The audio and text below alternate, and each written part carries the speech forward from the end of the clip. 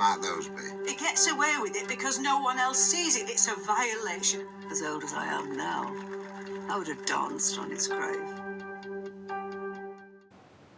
Hello everybody, welcome back to Screenstars. I'm here today to bring you my review for the 2023 BBC drama, The Reckoning. The film is directed by David Blair and Sandra Goldbacher, and it stars Steve Coogan as Jimmy Savile, Mark Stanley, Mark Lewis-Jones and Robert Ems. Now this BBC drama is 4 episodes, I believe, and it focuses on the life and crimes of Jimmy Savile.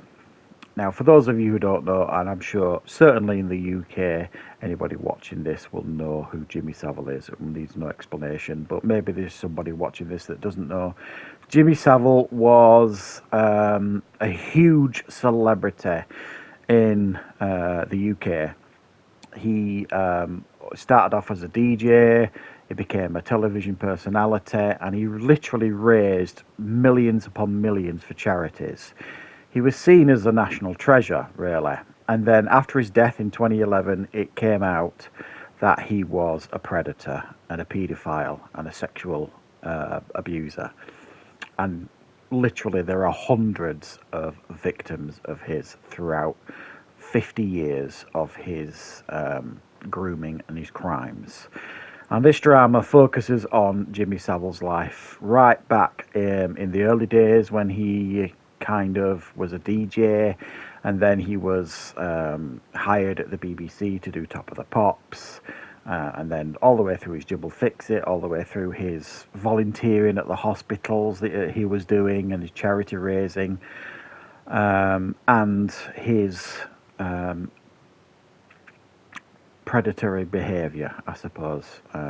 Maybe that's the most appropriate way of saying it, I'm not really sure. Now, I wanted to watch this. Me and my wife both wanted to watch this because obviously we know who Jimmy Savile is. We kind of grew up with Jimmy Savile. His TV show, Jibble Fix It, people of my generation remember it very, very well. And he was literally one of the most recognisable faces in this country. So I was interested to watch this for a number of reasons. Obviously to learn more about what happened, to see the performance of Steve Coogan, and it's also got a little bit of controversy surrounding this, which I do actually find quite fascinating, the fact that this could have so much controversy around it. However, almost literally at the same time as this coming out over on ITV, which is another channel in the UK, they've just recently done a dramatisation of the Yorkshire Ripper killings, which I have reviewed on this channel, The Long Shadow, if you want to check that out. And that doesn't seem to be getting any controversy surrounding it, but this is. And obviously Jimmy Savile, you know, you can't compare him to the Yorkshire Ripper, obviously, but his own set of crimes and things that he did are despicable in their own right, obviously. But it seems like this is getting more attention, if you like, than the Yorkshire Ripper drama. I just find that quite interesting, really. I think it says a lot about society and the media in general, I suppose. And I have to say, after watching the 4 episodes of this, I found this fascinating, horrific, engaging, and eye-opening, and hard to watch at times. There is literally more than a few times watching this where I couldn't watch, and I literally had my hands over my eyes, because I knew, i.e., what was coming and what was happening, and I couldn't face it, I suppose. And this drama, make no bones about it, this drama does not pull any punches. It literally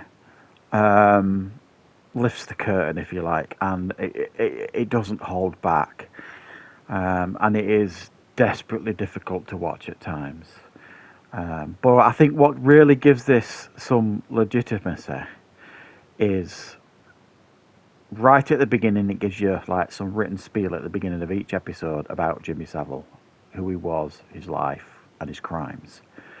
And it has real life interviews sewn into each episode of his surviving victims, giving their account of him, what he did, their thoughts about it, so on and so forth. And I think it really does lend some legitimacy to this show, because it's giving the victims the ability to tell their side of the story. So obviously, I'm sure not all of them have given their blessing for this, but I suspect some of them have, quite a lot of them have, because they obviously want this story to be told and for their voices to be heard. And it does really lend a lot to this show. I think as well, what I found astonishing was Steve Coogan's performance. He probably won't get the plaudits that he deserves just for the person that he's playing. But I've always known that Steve Coogan's a fabulous actor, but you think of Steve Coogan more as a comedy actor than anything. And interestingly, I believe he actually voiced Jimmy Savile on Spitting Image years ago. And his performance here is easily, I think, the best performance I've ever seen from Steve Coogan. He metamorphosizes into Jimmy Savile, and it's creepy as hell watching him. He makes your skin crawl. Absolutely makes your skin crawl watching him and his performance. And I really do hope that he gets the respect that he deserves for this performance. For it was a bloody brave thing to do for him to do this. These 4 episodes, I think, portray Jimmy Savile. A poison chalice for sure. And I know from watching little snippets of interviews that he's done recently that he thought long and hard about doing it. Well, I'm very thankful that he did it, and I'm very thankful that he gave the performance that he gave. Now, I don't think this is all positives, obviously. It's not an easy watch, I'll say that for a start. If you're easily offended or, that sort of thing, probably don't watch it. There are some difficult stuff to watch here. And with this being the BBC making it, there were a couple of moments from watching it where I'm kind of like, typical BBC. I think they glossed over, that it does make it clear that there is some aspects of this dramatisation that are exactly that.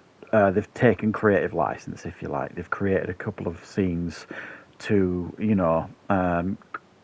enhance the drama. And it's quite easy to figure out which those scenes are when you're watching it. And some of those scenes, some in particular that involve the BBC, where they're having discussions about Jimmy Savile and the rumours and things like that. And I questioning whether they should hire him for this, that and the other. And it's just obvious that it's bollocks. You just know damn well that the BBC never had those discussions, even though they have filmed and put it in this drama that they did. Maybe people in the back of some people's minds might have had doubts or concerns, but there was absolutely, you just know a lot of the stuff that the BBC tried to present itself here as, a responsible company. And they clearly wasn't. They really, pretty much enabled the guy to commit his abuses for many, many years while he was employed at the BBC. And they're not completely to blame. Of course they're not. The one to blame here is Jimmy Savile, clearly. It was really well done as well because Mark Stanley played Dan Davis, who was like someone wanted to write Jimmy Savile's story. So much of the show is kind of told through flashbacks because you see an older Jimmy Savile talking to this guy, giving him his life story, feeding him a load of bullshit, really. But the guy seeing right through it, and he keeps challenging him, saying, "Come on, Jimmy, you're talking bollocks here. Give me the truth, give me the truth, give me the truth," sort of thing. And he never really got there, but he almost broke through and got the truth, sort of thing. But yeah, I thought it was a massively engaging watch, a difficult watch, a very well made dramatisation, but there are some parts in it that will raise your eyebrows in the sense of, yeah, you'll get your bullshit alert going, saying, "No, that's bullshit. I don't believe that." You know, typical BBC glossing over, I think, their own involvement maybe. But other than that, definitely worth checking out. It's on BBC iPlayer if you want to catch up with it. That's how I watched it. So thanks for watching, guys. I hope you enjoyed checking out this review. Don't forget to call back on the channel for plenty more reviews and content very, very soon.